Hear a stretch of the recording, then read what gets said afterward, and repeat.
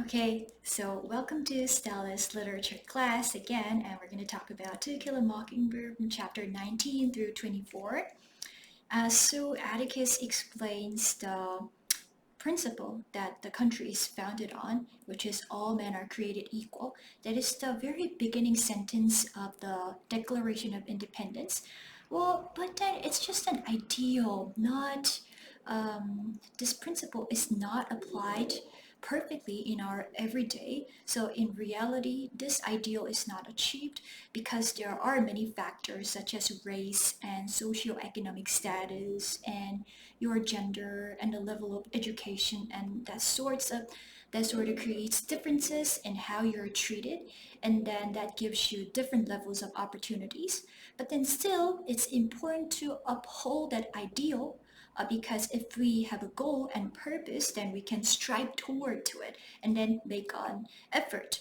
The court is the last place that people should be discriminated against, because without the court and without the legal system that is upholding the entire society, the society is going to crumble down and it's going to turn into a jungle or primitive society where the mighty, where the people with power and force, whether if it's physical or economic or political, will just trample upon the weak.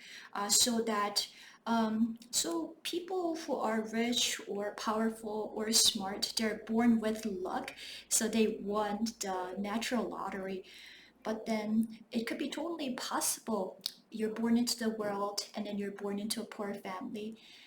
So you don't really know which kind of environment you're going to be born into. So we have to systematically ensure that everybody gets treated decently as a human being, and that is the reason why the court has to be the last place that people um, should be discriminated. Court should be the first place that people have to be treated equal.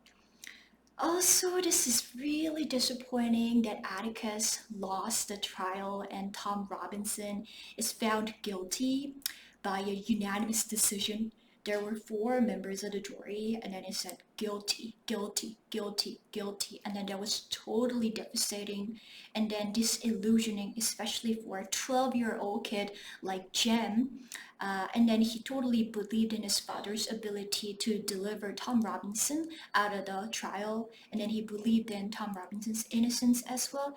But then his idealism is completely shattered at this point. So this shows us that Atticus' evidence and then his delivery of his argument was perfect. It was flawless. It was logical, and then everybody was convinced, even the white people. But then there was this systematic racism. There was racism not just in people's attitude, but then in the system. So the jury completely consists of male white members. So there was this racism deeply ingrained into not only the attitude of people, but then the institution itself. But then there's a sign of hope, as this optimistic Miss Maudie tries to cheer the children up. She says, "Hey guys, things are never as bad as they seem. There are signs of progress and positive aspects. Well, they're not easily noticeable, they're not immediately apparent, but then there are several signs. So the guy, the judge, Judge Taylor, who chews the cigarettes and who doesn't really kiss his wife that often, he seems not too interested in the result of the trial, but actually he was the guy who appointed Atticus as the defender of Tom Robinson, which means that Judge Taylor was sympathetic toward Tim Robinson and then he believed in his innocence.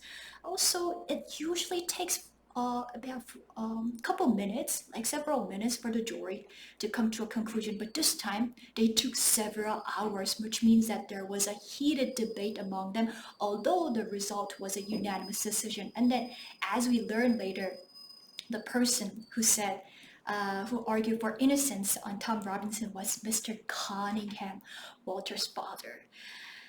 Okay, so what Miss Marty wanted to say is that sometimes the changes are really challenging and slowly happening, but then the social progress is happening gradually at an incremental pace, so we have to have this patience and resilience, and we shouldn't give up in the middle.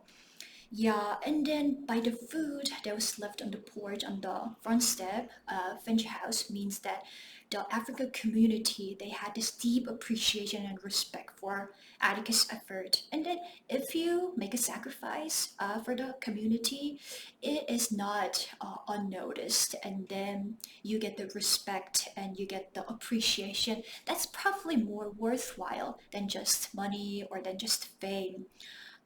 So it's really beautiful that there is solidarity and a respect and strong bonds that are formed between two racial groups, um, despite regardless of their race and regardless of their social status or family background. So it's totally possible to form that kind of meaningful bond and meaningful connections if you are willing to put yourself into others' perspectives. Yeah. That's about it. Thank you so much.